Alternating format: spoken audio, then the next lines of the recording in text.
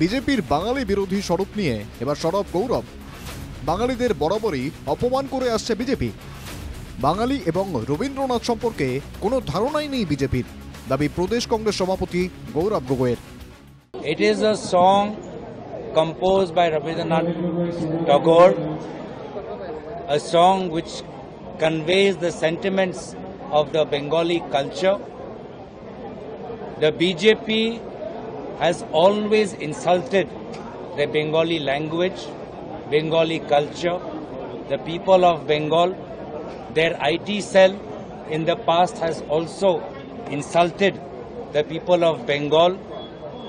They have shown their ignorance. They have shown that they do not know the history of Rabindranath Tagore and his philosophy.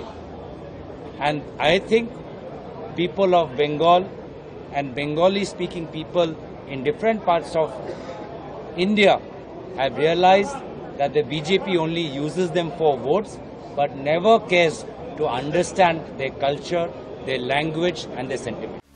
শুধু গৌরবই নন, সোনার বাংলা বিতর্কে বুধবার সাংবাদিক সম্মেলন করে নিজেদের অবস্থান স্পষ্ট করে দেন শ্রীভূমি জেলা কংগ্রেসও। স্বাধীনতা আন্দোলনের বিরোধিতা করেছিল যারা, তাদের কাছ থেকে দেশপ্রেমের শিক্ষা নিতে হবে না। বুধবার অত্যন্ত স্পষ্ট ভাষায় একথা জানান শ্রীভূমি জেলা কংগ্রেসের প্রাক্তন সভাপতি সতু রায়। দেশপ্রেম শব্দের অর্থই বদলে দিতে চাইছে বিজেপি। বিজেপির কাছ থেকে দেশভক্তির পাঠ নিতে হবে না। দেশদ্রোহিতা, দেশপ্রেম এই শব্দবন্ধ দুটির শব্দার্থই বদলে দিতে চাইছে বিজেপি এবং তার দলের নেতারা।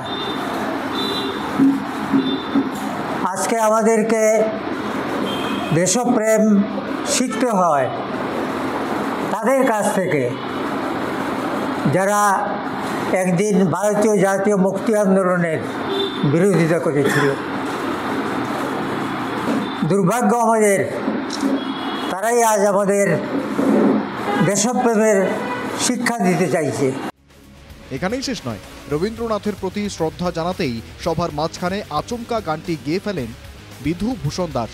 এতে দোষের কিছু আছে বলে মনে হচ্ছে না প্রাক্তন কংগ্রেস সভাপতির, বরং বিজেপির বিরুদ্ধে দেশদ্রোহিতার এমন হাজারো অভিযোগ আছে বলেও দাবি সতুর। অথবা রবীন্দ্রনাথের প্রতি শ্রদ্ধা নিবেদনের উদ্দেশ্যেই সেই গানটি গেয়েছিল। যদি দেশদ্রোহিতা হয় বিজেপি মন্ত্রী এবং নেতাদের মতে, তাহলে এ ধরনের দেশদ্রোহিতা এই দল এবং এই দলের নেতারা প্রতি মুহূর্তে, প্রতি ঘন্টায়, প্রতিদিন করে চলেছেন। এর দীর্ঘ ফিরিস্তি দেওয়ার প্রয়োজন মনে করি না। 1905 সালে বঙ্গভঙ্গের সময় এই গানটি রচনা করেছিলেন রবীন্দ্রনাথ ঠাকুর। কংগ্রেসের সেবাদলের সেই সভায় মঙ্গলবার বন্দে মাতরম গান দিয়েই শুরু হয় অনুষ্ঠান। অনুষ্ঠান শেষ হয় জনগণ মন গান দিয়ে। অনুষ্ঠানের মাঝখানে আমার সোনার বাংলা আমি তোমায় ভালোবাসি গেয়ে ফেলেন বর্ষিয়ান কংগ্রেস নেতা বিধু ভূষণ। প্রথমে বন্দে মাতরম গাওয়া হয়েছে এবং সবার শেষ পর্যায়ে জনগণ মন অধিনায়ক গানটি গাওয়া হয়েছে। মাঝখানে জনৈক বৃদ্ধ সেবাদলের পুরনো কর্মী বিধুভূষণ দাস আচমকা ও আমার সোনার বাংলা আমি তোমায় ভালোবাসি এই গানটি গেয়ে ফেলেন। রবীন্দ্রনাথের এই গানকে বাংলাদেশের জাতীয় সঙ্গীত হিসেবে তুলে ধরে বিষয়টিকে রাজনীতির ময়দানে টেনে আনে বিজেপি।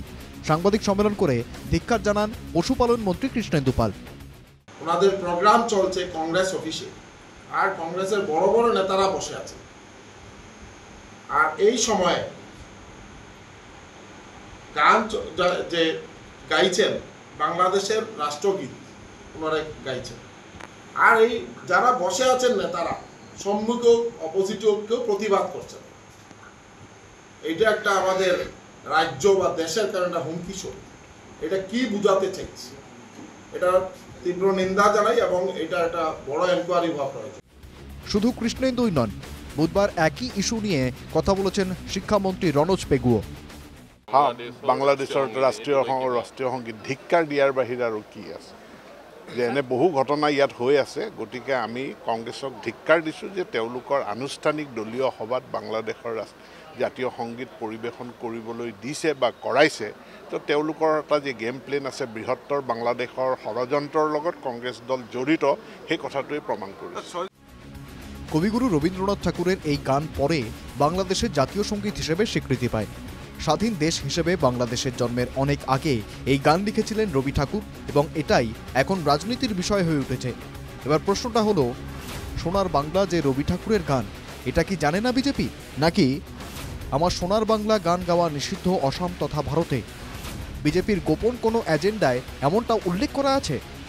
নাকি জুবিন ইস্যু থেকে আপামর জুবিন অনুরাগীদের মন সরিয়ে দিতে ইস্যু ডাইভার্ট করতে অযথা বিতর্কের সৃষ্টি করছে বিজেপি? এই মুহূর্তে এটাই লাখ টাকার প্রশ্ন। Bureau report, NK TV Bangla.